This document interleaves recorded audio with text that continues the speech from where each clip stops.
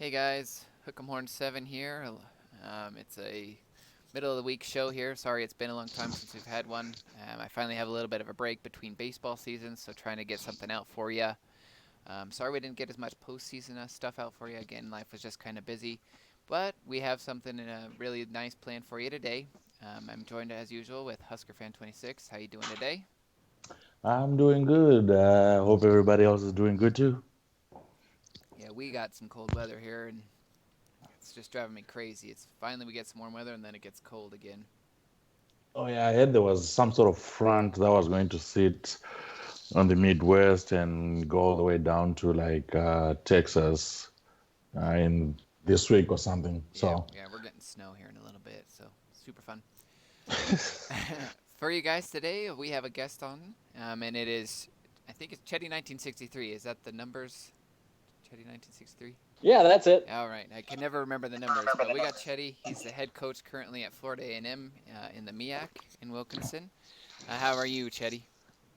I'm excellent. It's funny that you guys are talking about snow and cold weather. It's been beautiful here. I'm near Cincinnati, Ohio, so we're up near 75, I think, today, somewhere around the Oh, neighborhood. lucky you must just be missing all Yeah, the the front coming through then. I suppose so. Well, lucky you. Today, guys, we're gonna kind of go over, real quick. I'll just kind of introduce you to Chetty, ask him a couple questions about his team, Florida A&M, and then we're gonna talk about the national championship games and the national championship contenders. Talk a little bit about the job changes and what we expect and things that have happened so far, which we are currently in. Have started the job change period, so we'll kind of address some of that. And then we'll just kind of pick Chetty's brain for a couple other things and talk about Coach of the Year, as Chetty is the head of Coach of the Year committee. So we'll get started here. Chetty, you've been now at Florida A&M. I think your fourth season. Looks like you're consistently winning a conference championship. You got somebody in at Howard. I think he's only been there for three. I was gonna say two. Hmm. So you got finally some human competition. What's recruiting like at Florida A&M as opposed to where you were before, which was Furman and even Maine? So you kind of steadily keep moving south. What's recruiting been like on that journey? Yeah, I mean, part of the reason why I left Maine was just because the Northeast started getting extremely crowded. And I believe I was on, I don't know, 30 seasons or so. So it got to the point where it was the combination of heavy recruiting plus I had been there so long and I was just ready for a kind of a new challenge. So that's when I took the Furman job, spent a few seasons there, and now at Florida A&M. And I would say that as far as comparing recruiting areas, they each have their challenges. It feels like at least at Florida A&M, I probably deal more with D1 teams than I did at Furman. Um, so I don't really run into D1 AA teams too much at Florida A&M, but the local D1 teams within, say, my 250 can be a little pesky Okay, for fair enough. sure. Yeah, your vision's probably right at the border where you would do kind of run into them a little bit. And now you got Florida International. I know that's clear down in Miami, but Florida International is now vacant, so it kind of opens it up a little bit more for you, even hopefully. Um, Yeah, I think for whatever reason, it feels like the Florida schools have kind of figured out what their geographical areas are, and we haven't really butted heads too many times. I'm more to the west, where Florida International is deep south, and obviously Florida Atlantic is somewhere kind of in the central part of the state. So I think we've figured out like where the areas and where the boundaries are, where we can limit how much we interact with one another. But as I said, the D1 teams have been a little bit more challenging probably than FAU and FIU.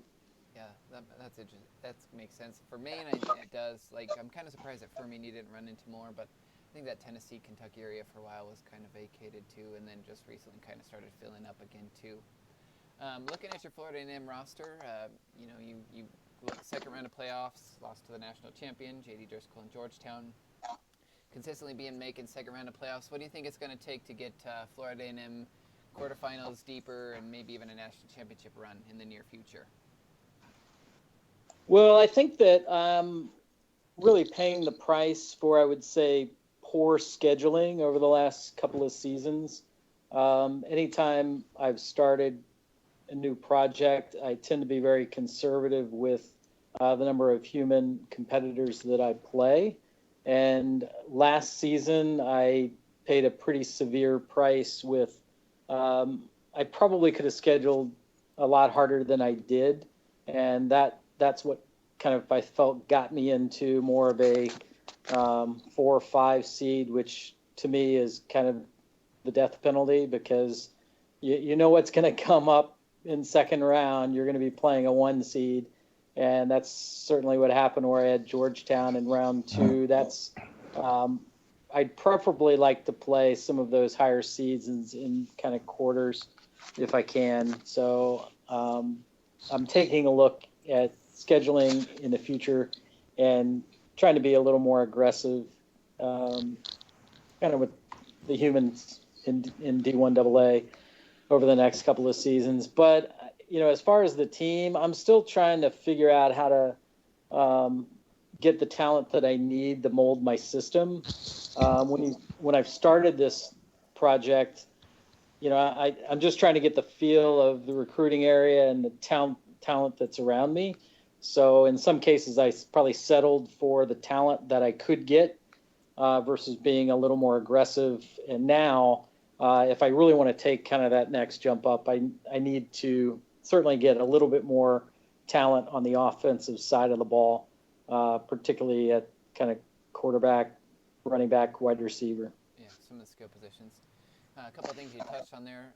Also, so looking at your history, so you probably didn't have the greatest division, especially when you first started. I mean, there were human coaches for a couple years, but I think they say the last 3 seasons factored. So you should just be now finally getting into some pretty good vision and pulling in some good recruiting classes. So I think the talent will start to fall now that you have established the team a little bit. And they've got the good win totals. The vision should be pretty solid. And then looking at your scheduling, I mean, you had 4 humans on the schedule initially. Well, 3. I guess Cal Poly wasn't a human, so you kind of exchanged that with Florida International. Hopefully Georgetown or Florida International can fill. Those are both good spots that you have on the schedule.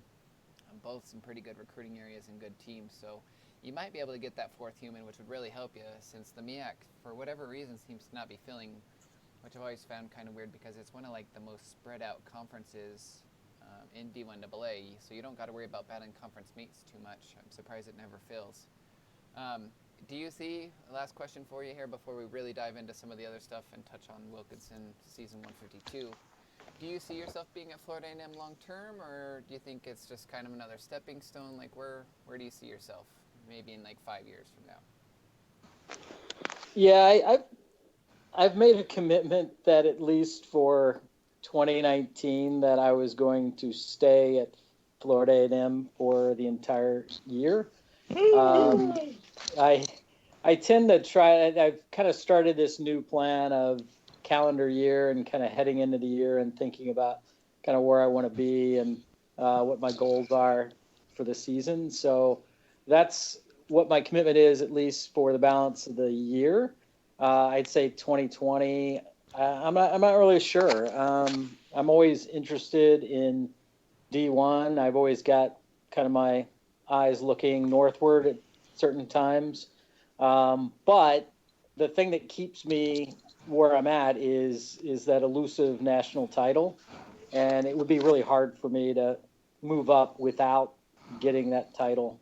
Yeah. That's something I've been chasing for a long, long time. And I don't see myself moving up until I eventually achieve that, even if it takes me another, 5 to 10 seasons. Yeah, fair enough. You've always been a pretty solid coach and done really well with your team. So you just got to get those breaks, and like you said, maybe get that higher seeding so you don't face those 1 seeds, second round. And you could definitely make some noise.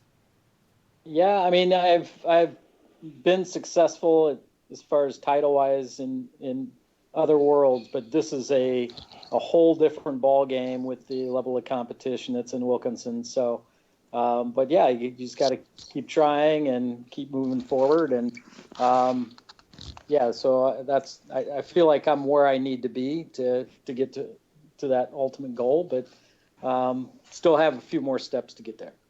Yeah, you'll get there. I have faith in your abilities. We'll Well, see. guys, I'm sorry I have to butt in now, but this is all good. You guys, talking about future plans and all that. The only future plan people want to talk about is that game next season. Who's going to win when you guys play? That's all people are interested in. Yeah. I think it'll be a good game. I mean, it's been a few seasons since we've played each other. Um, I got a little bit of older defense coming back, which I'm excited for. I think that was kind of what my Achilles heel this season. So we'll kind of see. I haven't really dove into my next season opponents yet, so I don't really know what Chetty's got stocked up. But I know it's going to be a good game. It's always a good game. Yeah, I'm definitely a little concerned about where my offense is going to be this season coming up. I've got a sophomore that's going to be a junior. He's going to be my starter. I'll probably use a redshirt freshman as my backup. So we'll be a little young at the quarterback position, and that's never a good thing typically. And I have a fairly good defense. I think there's some veterans on the defense that will probably be okay on that side of the ball, but it could be problematic if I get into a high-scoring game, and certainly with your team, Indiana State's going to put up points on the board, so I'm not sure I'm going to be able to match that score for score, but we'll give it our best shot. It'll be a good game, I'm sure. I don't like the shootouts, but that does seem to be kind of what this team is built for. So it is what it is, I guess. So, ladies and gentlemen, you heard it here first. Chetty is already throwing in the towel. I'm realistic. I think that's the way to think about it. Oh, I just remembered. We play next season in Heisman. Oh yeah, I think so. you're probably right. You guys don't even know your schedules. You're absolutely right. I mean, it's sometimes challenging to keep the world straight and all the different players that I run against. But you're probably I'll trust you on that. I might need to call in a favor depending on how things go because I need to get back to the national title. I have the feeling, and it's a great feeling of making it there. Granted, I lost, so it wasn't as great as it could have been, but it was a great feeling nonetheless. So I might need some help next season if we are playing each other. Fair enough. Basically, he wants you to take it easy on him. My Huskers will be ready to throw the game. I greatly appreciate that. Speaking of national title games, we need to get back into Wilk and talk about these national title games we just had. And congrats to the champs. You guys had great seasons, put together great runs, and everybody else, you now know who you need to be targeting for next season to try and dethrone these guys. Now, Texas, I had them in the national title and winning it. Who they were going to play, I wasn't too sure, but I knew that they were going to be in and win it. So, is it fair to say that I'm a prophet, guys? Like, as I say, they were going to be in and win. I think it's a really easy call. I mean, the way Jason Freeman has been going, it's almost like saying Alabama is going to be in the national title every year. Exactly. Yep. That's not going on a limb. Really? Yeah, but it's Wilk. You never know. Like, Jason's on another plane, I think. Yeah, he's definitely got something going. Oh, okay. Okay. I get. Tell you what. Next time around, I'm going to go out on a limb and prophesy something a little bit more out there. Now, when the rankings came out and the bowls matchups came out, and I saw Ohio State and Texas. Personally, I thought, you know what, save money.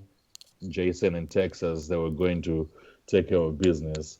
Then I remember the whooping that I got from Roxy and Ohio State a few seasons ago, and then I was like, maybe not so much. And then the game took place, saw Texas down, and I was like, oh, we might have something going on over here.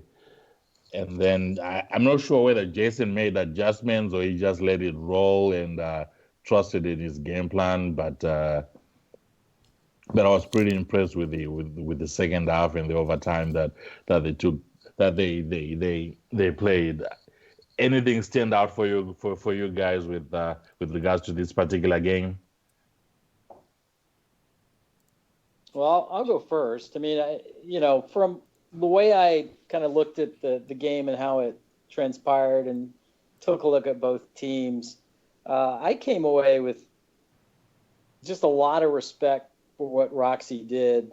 I thought he was, I mean, I don't like to say he was he was the inferior team. I think that's a fair statement. I don't want to belittle his team because he had an excellent team. But, Jason had advantages from a talent standpoint. He had advantages in a couple of spaces, especially on kind of, I guess, the formation ratings. And the game went to double overtime, which in my mind is a coin flip. Sometimes, it goes your way and sometimes it doesn't. And I would, if I'm going to be bold, I would say that Roxy actually outcoached him a little bit. And if I would bet, I would say that Jason probably just rolled his game plan in the second half. And to your point, the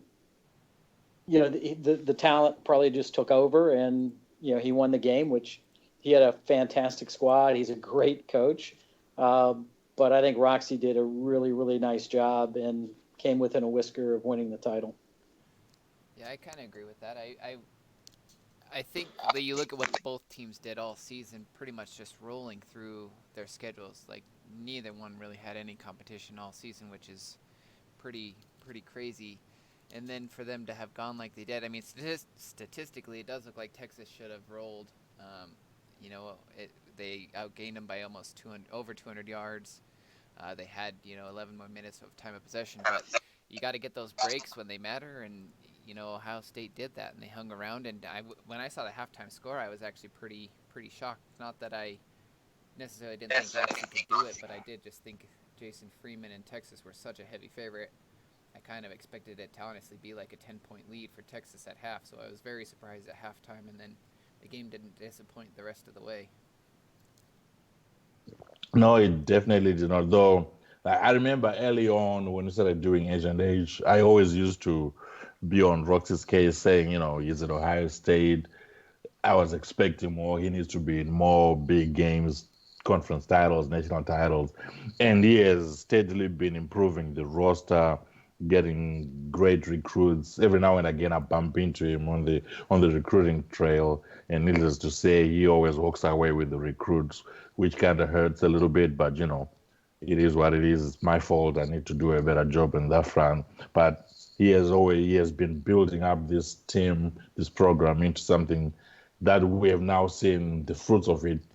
Is able to make it to the big dance. The only thing left now is for him to actually make it back there and win, which is going to be no mean feat in the Big Ten. Like, is there anyone who's going to come out of the Big Ten besides Roxy? We've seen is capable of doing it to come and challenge Texas, because for me, Jason in Texas, they are pretty much the overlords of D1A in Wilk. Is there anyone out there who can challenge? Because early on in the season, I really thought Penn State was going to be the one to step up. I had Rutgers and Paul coming out of the Big East. And I think I had Miami with LSU Saint, because I had written off Easy and his Trojans because they have MP at UCLA and they got to deal with Lions fan up in Washington. which for me in my book, those two games somewhat coin flips because those guys are great coaches. Is there anyone else out there you guys see who might be able to step up and challenge Texas? Are you asking across the board or specifically Big Ten? Across the board and also out of the Big Ten, because and we've seen what OSU and Roxy can do. Can they be perennial challengers to Texas? If not, who else is out there who might be step up to the plate and challenge Texas? Okay. Yeah, so I think it probably comes down to maybe three or so other teams. Penn State, obviously, and Nortonis. They have a fantastic recruiting area. Nortonis is a great coach. Kind of a surprisingly down season this year. A couple close losses. He did take Texas to overtime as well in the regular season, so he barely lost out on that one, and that could have totally changed the dynamic of the season had he pulled that out. But I would say they're consistently going to be a contender just because they are Penn State and it is Nortonis. I would say Ohio State and Roxy are going to be right in the mix too. And then for me, really the only other consistent as challenger that's probably going to consistently be there, you have to throw Z32 in the ring. Mm-hmm. He's had a couple of seasons at Alabama, hasn't quite had the success I guess that you would normally think of when you think of Z32. But I mean, all it takes is another. He lost his bowl game by 3, so a couple close losses there too, and he could easily be undefeated and right on the thick of things too. So for me, it comes down to really just those 3 or 4 teams that just have fantastic coaches and pretty solid recruiting areas. Yeah, I would agree with everything you guys said. I think that what I'm kind of surprised about is EZ hasn't really had the run that he had, say, 20 seasons or so ago. I mean, there was a time when no one could beat EZ, and it's been a while, probably 5 or 6 seasons since he's won a title, and he's certainly not gone on any kind of a run. Now, granted, that's pretty hard to do with Jason being on the run that he is at Texas, but I would say that Z wins a lot of championships in other worlds. Nortotis, yeah, and I would say EZ also would be in there as far as someone that could unseat Jason. Yeah, that I think there's someone who might be overlooking, who might take great offense to this blitz Blitz, yeah, and his Sooners because he is right next door. They play each other yeah. every season. Granted, though, I don't know how engaged he is because I think he said he was going to call it quits a few seasons ago, but he's still around. So I don't know if he's fully engaged or this run Jason is all might have reinvigorated him and have him re-engaged in the game altogether. I would want to see the Big East, someone coming out of the Big East. TD had a good run this year with UConn. I don't know if he's ready for the bright lights, if he's ready to come up to the big leagues and play with the big boys. And like you guys say, like Z30, I forgot about him because this season wasn't. It was a good season, but he lost to Florida, which is something I didn't expect him to do. Granted, Florida had a good season Doesn't that mean themselves. he lost to Florida twice? Conference Yeah, championship and the bowl? Yep. Yeah. Yep. I don't even think Florida changed the game plan for that because I think he just let it roll because it worked so well in the conference title game, if I remember correctly. So maybe he might have found a chink in Z's armor that everybody might want to go and take a look at and see how to get it done. But someone who I think might be due a national title run, I think MP and LSU might be due one, and I'm hoping they can go on one of those runs this upcoming season. I have no idea what his roster looks like if he has good enough talent, but I'm just hoping that he goes on a run. Now, is that far out there enough for you guys to call me a prophet when this happens next season? I would say maybe. I mean, MP is a good coach with a good team. LSU is a pretty good recruiting spot, but it has been a while since we've been talking about LSU as far as a national title contender. So I would say yes, that's a reach. All right then. You So know, one more thing. You know, another coach that I scratched my head about is Macbeth. And I'm scratching my head wondering kind of why he's staying at Troy State, because I think if he were anywhere else, I think he potentially could be in the hunt for a national title. But because he's at Troy and he always has that kind of albatross on his back with the strength of schedule of playing in the Sun Belt, I'm just surprised that he hasn't by now taken one of these other teams in another conference, you know, like Georgia a couple seasons ago. Because I think he's won titles at Georgia, I believe, in another world, if I'm not mistaken.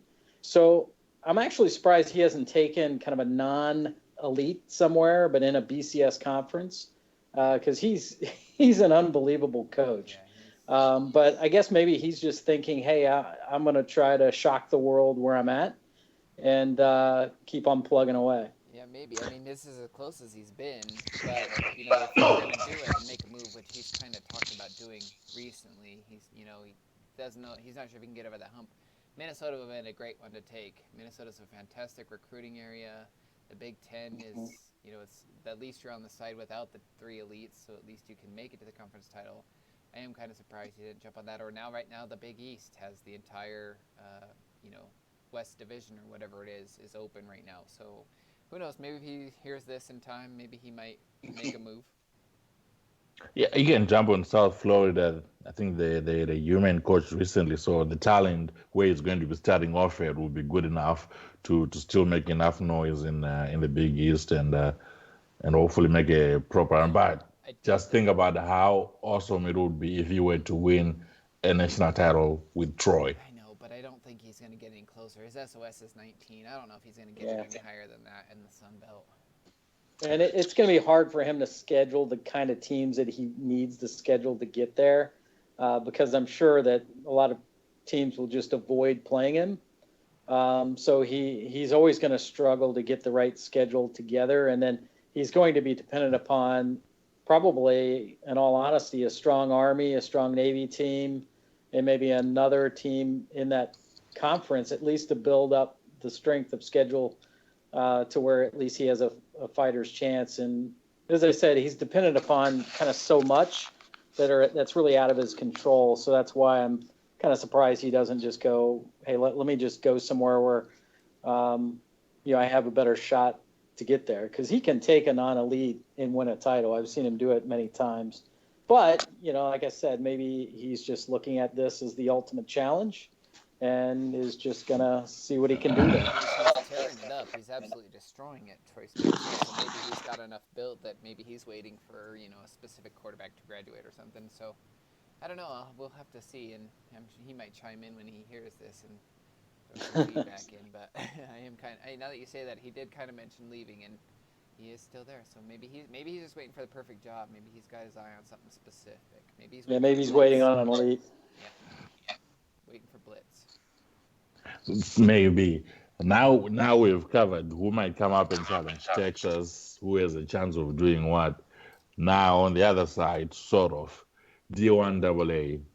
Is it too early to say Georgetown might be? These are the seeds of a dynasty, given what we have seen done by the coach at a different program. Because we all know how well he recruits. He has been working extra hard to build Georgetown up. Great roster, recruits well. Every year he's either in the top 10, top 5, both on recruiting wise and the entire roster as a whole. So he's been there long enough to fully get a good enough game plan put together, implement the system, recruit for the system, get to the big dance. Lost the first time he got there. Now you went there, won a title. So he has been able to, he has tasted the victory. Can he go on another run? Will he be able to establish a dynasty like he did when he was at Northern Iowa? You can go first, Chetty, if you'd like. I think he has the seeds planted. I think that I think he has the seeds planned. I think he's definitely a coach that's going to win probably multiple titles over the next 5 to 6 seasons. I don't know that I would go as far as to say that he's going to pull off the string that he did at Northern Iowa. I think that there's a lot of certainly great coaches that are in D1AA that are going to give him, a run for his money. So I don't know. I like I said, I think he's got the seeds, but there's a difference between having the seeds and doing it. That's fair. That's kind of where I'm at because we've been talking about Georgetown to get over this hump for a while. He's had a fantastic roster. He's been recruiting really well. And I mean, if you look at it, he's got the Northeast is starting to kind of fill up. He just got a Stearns joined again. He's back at Harvard. He's got oh my goodness, Pennsylvania. I can't think of his name. He used to be in my conference. What is his name? Who used to coach for International? Oh, Miami FA. I'm like, geez. He's going to be building the program up there. So to me, the Northeast is starting to kind of fill up a little bit. The Ivy is actually gaining a lot of momentum. It's going to be a little bit tougher, I think. I think he still does pretty well, finding outliers farther away. It might make it tougher to recruit and bring in that number one class. And he's obviously a fantastic game planner and coach, so he's got that going for him. If his talent, starts to dip a little bit, I'd be curious to see how that affects his team. I do think Chetty's right. I think he's going to win multiple titles at Georgetown. Will it be, 5 or 6 straight, whatever he did at Northern Iowa? I also don't think that will happen. I don't think that anyone will achieve that in D1AA, but I do think J.D. Driscoll will have a lot of success from here on out at Georgetown. You think you'll be affected though that much by people moving up into the Northeast given that he has been there a while now, he knows the lay of the land and he's pretty much the dominant force on the recruiting trail up in the Northeast. It just takes somebody with enough, who's brazen enough to challenge him, or a couple teams, or some D1A that he's trying to get a pull down who ends up signing his guy. It just takes a couple seasons of not getting the breaks you need in recruiting that it could happen. I think the talent's always going to be there, and he's going to be super loaded, but I wouldn't be surprised if you maybe see him pull in a number 2, number 3 kind of class here and there, which obviously is nothing to scoff at, but when you're used to him pulling in consistently number 1s, and sometimes by a pretty decent margin, it might affect him a little bit. I don't think he'll probably always have one of the top 3 rosters. I don't think that it'll affect him that much, but I do think it'll make it a little more difficult. Okay. Yeah. Go ahead, Chetty. Well, I guess I would just say that, the whole idea of, will somebody, challenge him for recruits, knowing that, he always will have kind of a prestige advantage. I'm not so certain that I think that advantage is as much as what maybe people think it is. I certainly, I feel like where I'm at today, if I have an advantage over recruit on distance and I feel like I have the cash flow and the budget, I personally don't worry too much about prestige advantage. So if I were going up against Georgetown for a recruit, if I felt like I had those other advantages, I would go after him. And I would hope that other coaches would maybe be a little more brazen, because just letting him have the recruits is just going to play into him, getting what he wants and building the program that he wants. Sometimes you have to do those challenges, even if you don't always win them. But yeah, it's certainly tough. When you're on a recruit and you see Georgetown there, it's easy enough to just say, well, maybe I'll live to fight another day. But as I said, if I feel like I have the advantage, I'll certainly challenge pretty much anyone if that's the guy that's going to help me. But irregardless, I think that even if that were the case, he's savvy enough that if he doesn't get the guy that he wants, he'll have a strong backup plan and he'll be just fine. So if we're talking about how far will JD fall, I think worst case scenario, he makes it to the semifinals. I mean, he's that good of a coach. Right. It's not like he's going to be ever have to be out in round one or round two. He's a great coach, and but winning a title each and every year for 5-6 seasons straight, that's a tough one. Ye of little faith. I believe in the man and what he's capable of doing. Tell you what, I say he's going to win at least 3 straight, not including this one, to make it 4 straight.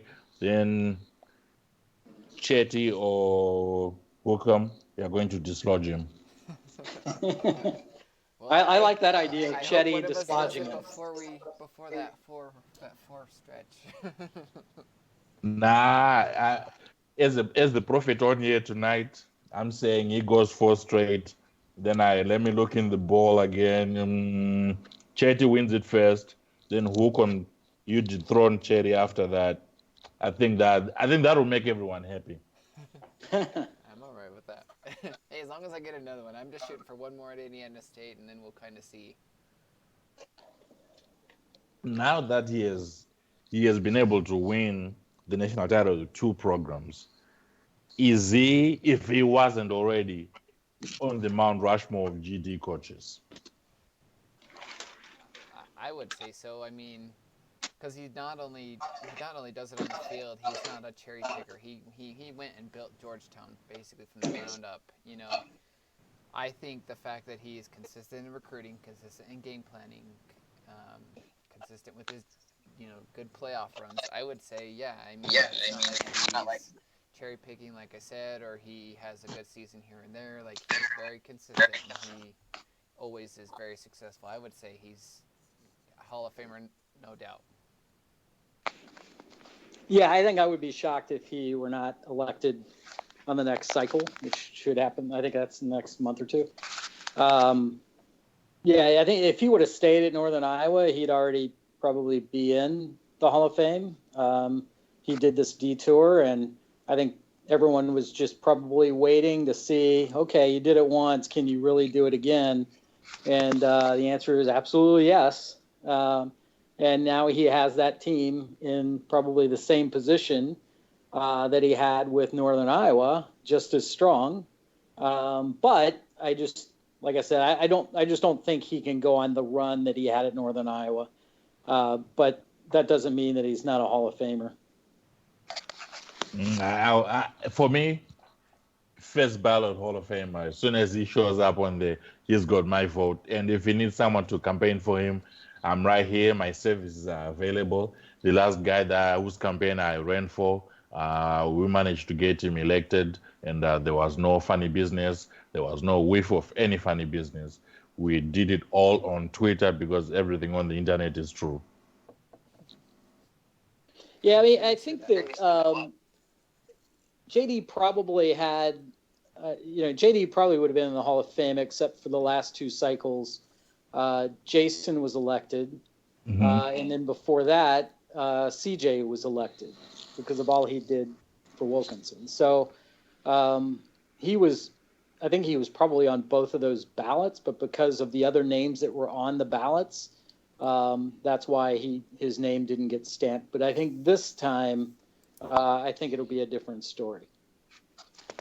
But we'll see. We'll see. You never know. The voters are very fickle. They are. They can surprise you. Now, something that surprised me this offseason, no one was fired in Wilkinson, which must be the first in a very, very long time. Because I think we lose at least one coach gets fired every season, but nobody got fired at all this season. At the beginning of the season, I had croned on getting fired at Texas Tech after I saw the schedule that he was going to be going through.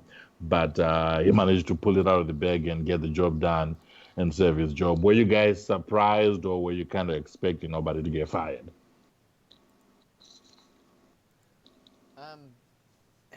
I think it's come to a point with how full D1A is. It's almost, I guess, expected that I would, think 1 or 2 probably BCS school coaches get fired. We obviously haven't seen anything from Elise in a while. They've been pretty solid. In majors, it's pretty hard to get fired from. But I was with you. I thought maybe one or two people would get fired, but I think we're kind of at a weird, maybe in between. I think a couple of people that were in jeopardy, saved their jobs. They got that extension. I think we have a couple people that settled down now into jeopardy this season, and I think we might have a decent amount over the next 2 years of firings, actually, depending on how the people obviously perform. But I wouldn't be surprised if we have 3 or 4 each of the next 2 seasons. Yeah, this is probably a stay of execution, but next season we'll probably see a couple, and probably a couple after that. It's always interesting to see, who gets fired, what school opens up, and what movement we see in the job market. And speaking of which, I think there's been more movement this off season in comparison to the last one. Any programs out there that have not yet been filled that you guys think should have human coaches because they're just ready and primed for someone to go in and put together a good program? You can go first, Chetty, if you want. You can do D1AA, and I'll maybe take a look at D1A or a little bit of both. Yeah, I think for D1AA, I would just probably say I'm glad to see Cal Poly was filled. It would be great to see maybe 1 or 2 more schools in the Big Sky get filled, like a Sam Houston or a Texas State. Those are definitely good areas, and typically whoever's there, certainly in other worlds that I've seen, can have success there. I would say the only other one that pops up to me is Jacksonville State. That's also another really good area. I'm okay if that goes sim because that's not too far away from me. So if you folks in D2 don't want to move up to Jacksonville State, that's perfectly fine with me. But that's another good area. Yeah, I'm kind of with you. I think definitely one of the schools in the Big Sky needs to fill soon. Like they've been only having 1 or 2, I think, last couple seasons. And Sam Houston still has talent. Texas State still has talent. So it's not a full rebuild. People can come in and still find success. And then just a couple of recent human coach teams. So Florida International, I think, is a pretty decent spot. Miami's an okay recruiting area. Not the best, but it's okay. I think if you're going to fill Jacksonville State, Georgia Southern is maybe not that good, but I do think one or the other of those should be filled. And then obviously St. Mary's, what Chetty's been able to do, and the success he maintained, it's obviously a pretty decent spot. And the WAC has cleared out a little bit, so it's not as daunting as it used to be. Even with somebody at Cal Poly, you can go in there and find success. And then for me at D1A, I was talking with Husker about this earlier. I always am getting calls from other schools and talking to them about jobs. And I was looking at Arizona State, especially now that the New Mexico schools cleared out, I think it's not as bad. You have to fill one of the teams in the other Big East division, whether that be Louisville, Cincinnati, or South Florida. I think those 3 are the best. I guess you did just get somebody at Colorado State, but I think with somebody that also went into Colorado, that's not as viable of a spot anymore. And then I do think one of the South Carolina schools, whether it be South Carolina or Clemson, I think both of those are good spots that someone could jump into. And there's Stanford, just had a human coach, just saying. I would be pro South Carolina. Granted, I might be a bit biased because we want as many people in the SEC as we can get, so that we can get as much bowl money as possible. So if you're looking at a program, a D1A, thinking about moving up or change of scenery, South Carolina is calling, and it can be you can win the conference out of South Carolina. I think Troy Omo did it a few seasons ago, and then unfortunately ended up getting fired. So maybe don't do what he did towards the end of his tenure. Do what he did when he won the conference title. Just not one of those style. Know what he did towards the end. But beyond, I completely agree with the schools you guys, Cal Poly, Texas, the Texas schools. Those will be great. Jacksonville State. I'm surprised that no one has jumped into that one already. Same thing with Georgia Southern. I've seen people in other worlds get a lot of success at Georgia Southern, so it will be It will be interesting to see whether someone takes the chance and actually jumps in there and does what needs to be done. Now, I know it's getting a little bit late, but I have a few more things that I just want to sort of kind of touch with you, Cherry. Earlier, we talked about coach of the year stuff. Any updates in I think I saw a poll Yeah. a little while ago. Anything you can tell us on that front?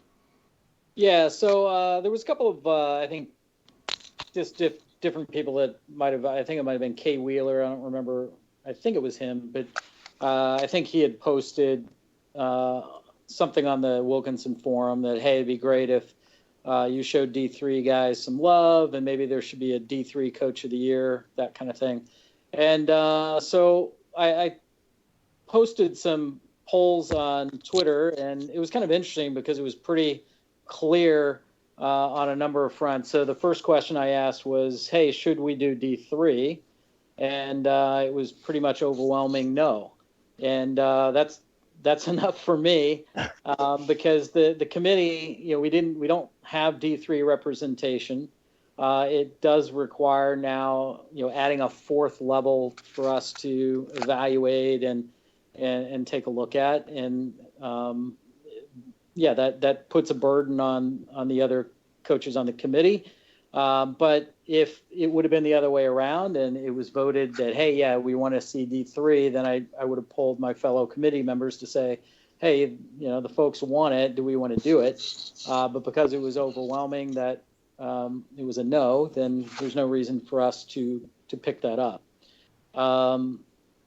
The other thing that we were a bit concerned about was just the level of national champions that were winning Coach of the Year. Mm-hmm. And I don't know that that's too surprising or it's not really a new phenomenon. I think that's really haunted, if you will, the Coach of the Year voting anyway. But that we are voting on excellence, and it's not something that the committee is selecting it. It's the coaching core that is selecting the Coach of the Year. So if they think the national champion did the best job, then we have to roll with that, even if it means that we have a couple of seasons where the Coach of the Year is just the champion. So one of the questions was, should we take the national champion out of being nominated? And that also was an overwhelming no, don't do that. So I think there are a lot of coaches out there that say, hey, if I win the national championship, I should be considered, for the great job that I did. So we're going to continue to allow national champions to be part of the nominees, which I don't know that I was too surprised that the vote turned out that way. The last poll was, should we do a separate level for mid-majors? The answer was, I think it was like 80% said, yes, we should do a separate poll for mid-majors. We haven't picked that up in the committee as far as whether we want to do that or not. We'll probably take a vote in the next few weeks or so to see if that's something we want to do. My only concern with that is that if we do that, does that mean that a coach like Macbeth BR is not considered for D1 Coach of the Year, and he's only considered for the mid-major Coach of the Year? If that's the case, then we're not really rewarding excellence for those mid-majors that do a great job and should deserve at least nomination for Coach of the Year. The other thing is that we could have a mid-major like Macbeth who just wins it every year, for the next 10 years or however long he decides to stay at Troy State. So even though that's something that people said they wanted, I don't know that it's necessarily a good idea at this point. So for now, we're going to just kind of keep rolling with the way we've been doing it. Now, what we have done is we've also taken this as a challenge to say, maybe we haven't done as good of a job at rewarding coaches that maybe didn't make the top 10, but did a really, really nice job in outperformed maybe what the team should have performed. I've challenged the rest of the committee to kind of take a look deeper into the polls and not just be locked into some of those guys that finish in the top 10. So that's something that we'll challenge ourselves and try to get a little better at kind of finding those hidden gems out there and rewarding some of those coaches that maybe are on the peripheral, but maybe didn't make the top 10, but they did a really nice job. But that's something that, like I said, we'll take up on the committee. But at the end of the day, we deliver the 5 nominees that we think are most deserving. And then it's up to the coaches to select the one that they think is most deserving. But we also recognize that, maybe there's some other guys that should be rewarded for the jobs that they do. And maybe we should take a deeper look at some of those coaches that maybe we wouldn't have done before because we've been more focused maybe on kind of those elite coaches at the top of the top 10, top 5, et cetera, that make deep playoff runs and win, level 1 bowl games. Yeah, and that's fair enough. I can kind of vouch for that. As a committee member, I've obviously taken a step back and am no longer on the committee. But from what I remember doing it, it was kind of a challenge because. And again, this is my personal preference on Coach of the Year. This does not speak for the committee or anybody else on the committee, but for me, it was kind of, I liked the guys who maybe were in a rebuild and won the 12 games, made it to the second round of playoffs. It doesn't look flashy on paper, but from what they were doing on their rebuild, that's a fantastic job. So and even then, when you look at D2, it's hard to pay attention to 3 levels as it is. You obviously pay attention to your level pretty well. D1's got a lot going on, so it's not so bad. But D2 and even I couldn't imagine D3, those would be so difficult to try to keep up with all the teams and actually assess without hours of research who actually did, a really good job per their expectations or whatever your criteria were. So I think that the fact that D3 isn't in, unfortunately, I'm sorry, D3 guys, but we've even kind of discussed it. We don't. D3 isn't maybe regarded as highly as the other levels. I mean, MF Ed Myers, he's in the world, and I don't think he's even been nominated for Coach of the Year, and he has 120 national titles. So, that speaks for itself. So I think that's a good one. And you prove a good point about the mid-majors. I didn't really think about that as far as it becoming its own separate award where probably someone who is consistent, like you said, Macbeth BR, consistently winning and doing really well at a mid-major, he's going to win that award every year. I can't think of any other mid-major who would remotely come close. Right. So I think that's a good take on all of that. Yeah, and I think the other thing that I'll just throw out there real quick is just that, for me, one of the challenges that we have to a certain extent is that even when we see maybe a coach that, achieves the first or second round of the playoffs in maybe their 3rd or 4th season, is that really excellence? I would say that, if either of you guys took a D2 team or a D1 AA team and you achieved playoffs in the 2nd or 3rd season, I think, and I don't want to speak for the rest of the committee, but I would see that as, well, that's not really surprising. I would expect you guys, because I know what kind of coaches you are. So you actually get penalized for a great job, whereas maybe another coach that we don't know who they are, we've not heard of them, we'll see their name and go, who's this guy? Wow, look at what he did. And we're going to put him up for, a Coach of the Year nomination for achieving something that either one of you guys could have done in your sleep. So that's probably why we've been maybe a little more elitist as far as wanting true excellence and seeing deep playoff runs, winning big games, winning bowl games as being the criteria for making it to kind of a Coach of the Year nomination versus, hey, here's a guy in his 2nd year of a rebuild and he happens to win a playoff game. Well, is that really that big of a deal? I don't want to belittle it, but there's a number of coaches that could roll out of bed and probably achieve that. But if Jason did it, we would say, well, that's Jason. Of course, he won a playoff game in his 2nd season. But we're not going to reward him because he's Jason. And believe me, I think Jason gets penalized on Coach of the Year probably as much as anybody that's in the world, and he would probably admit that too.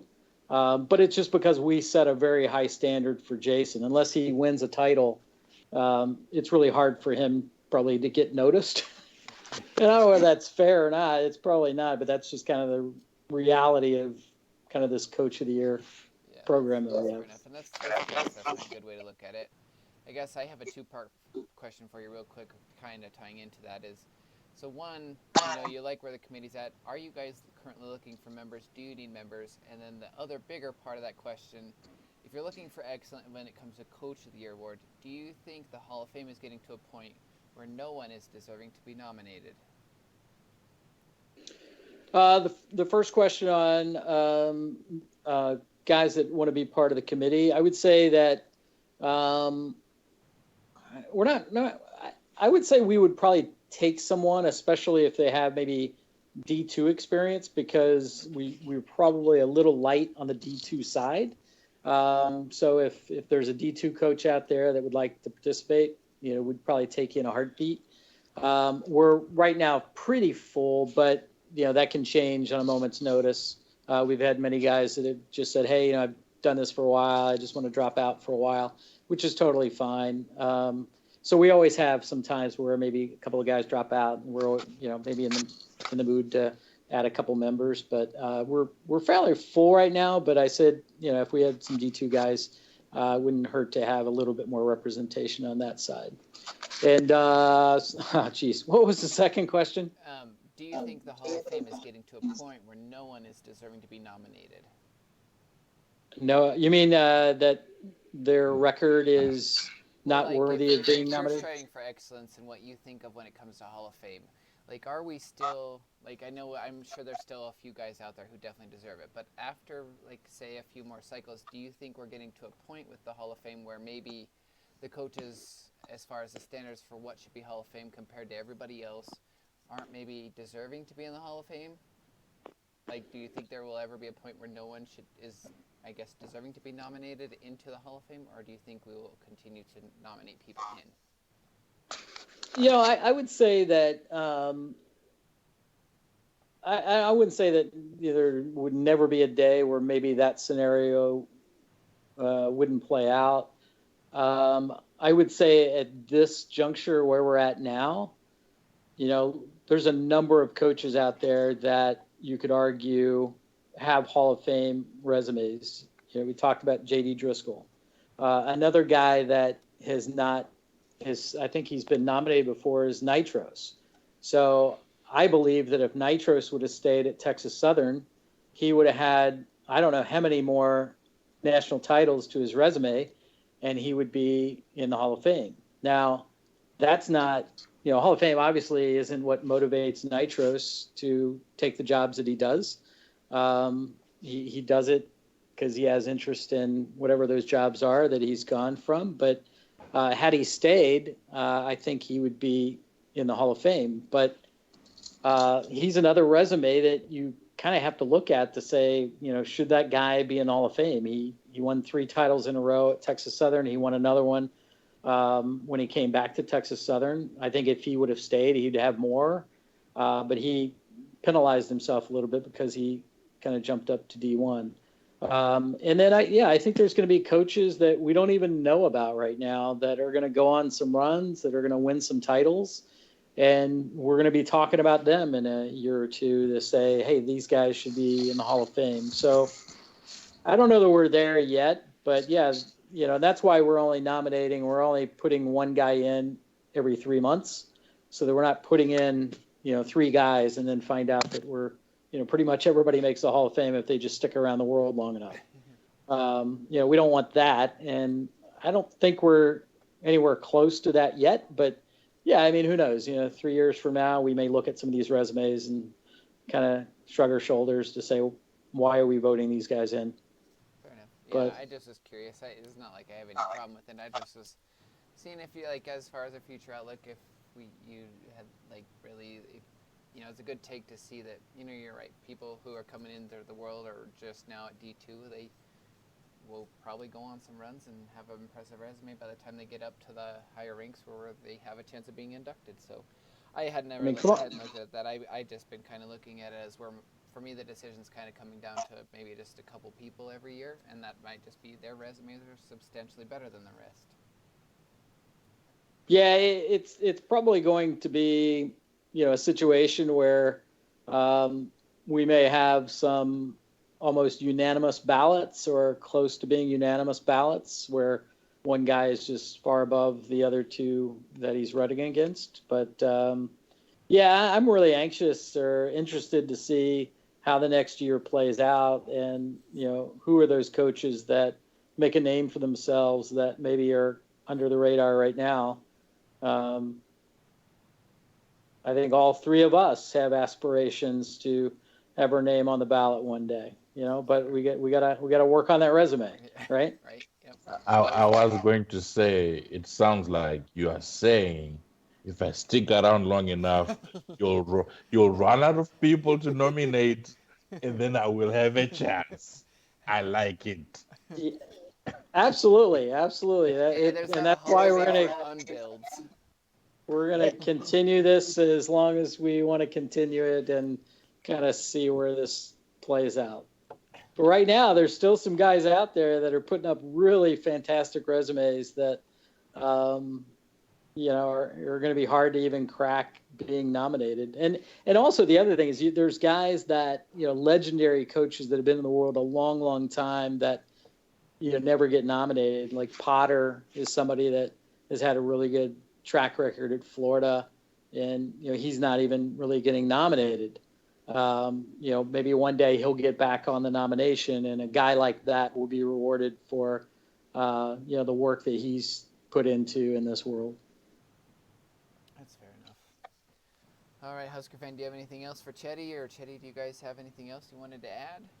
Oh, I just had one like comment. Like I think I'm speaking on behalf of everyone in the world when I say, many thanks to the committee for what they do with, the Coach of the Year work and putting out those nominations, even for the Hall of Fame nominations. Like, it's a lot of work. I remember a while ago, we tried to do like, the Offensive Coach of the Year, Defensive Coach of the Year type thing. And it was just a lot of work just to get those nominations together and then trying to get people to put in their nominations, send in their people, their folks, and the reasoning and everything, and then tallying up the votes so that we will then get all that work out to the public so that people can vote. That was a lot of work. So appreciate everything that the committee does in putting all of that together.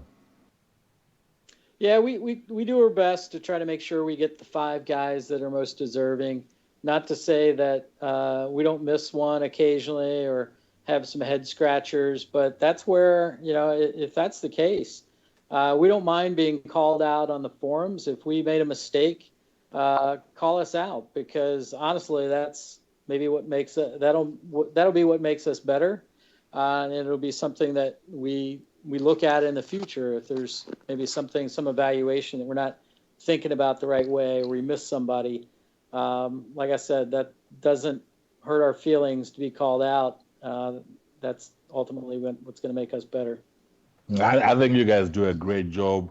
You give us the options, and then everybody looks at those options, and then they run through their own filters to determine who they think should be the Coach of the Year, and send in their votes. So you guys do a fantastic job. Every now and again, like you said, there are a few head scratches where like, okay, I kind of see what you guys are thinking, but now I'm going to run these names through my own filter and then send in my vote. Yep. Be on the lookout. The nominations will probably come out for this year probably late tomorrow night. Okay, cool. Sounds great. And yes, thank you guys for everything you do. I always try to include that in my site mail back to you. Thank you for working on that. So we really appreciate it. It's an extra little thing that makes Wilkinson what it is. Same to you guys. I mean, this show is excellent. I don't know if I told you guys, but like I will usually pop it on, and as I'm doing kind of my jog around the neighborhood. So it kind of helps my workouts when I can kind of take a listen to this podcast. You guys do a fantastic job, and I'm really glad that you guys stepped up and kind of filled the void that CJ left when CJ moved on. Yeah, well, thank you. We try to aspire to be as great as him. Do we? I don't know. I like the way we do it. I like the way CJ did it. Every show had their, and True Devils, they all had their own kind of unique. Heck, even Crondon, they all had their kind of unique little flair and things they did different. So we try to bring on a variety of guests and things, and we really appreciate having you on, Chetty. Spending a good hour with us late at night where you're at. So thank you for that. No problem. Divulging on some information and giving your opinion, which is awesome. I like when we can get honest opinions for other guys too. So, anything else from either of you? I'm good. Nope, nothing from me. Oh, just one thing. When recruiting comes around again, I need everybody to stay out of my way. I would greatly appreciate that. Thank you. Same here. I like that. Yep, I would agree with that. All right, there you heard it, guys. You got to stay out of both North Florida, maybe all of Florida, and Tennessee. All right, just leave the South alone. Nothing to see in Southern Alabama or West Florida. Those are not the droids you're looking for. Move along. Move along. All right, thank you guys for listening to us. We will get you something out again. Obviously we're kind of a one-time a season thing, but we'll kind of stick with it. Hang in there with us, and we'll get you next time. Otherwise, have a good night, guys.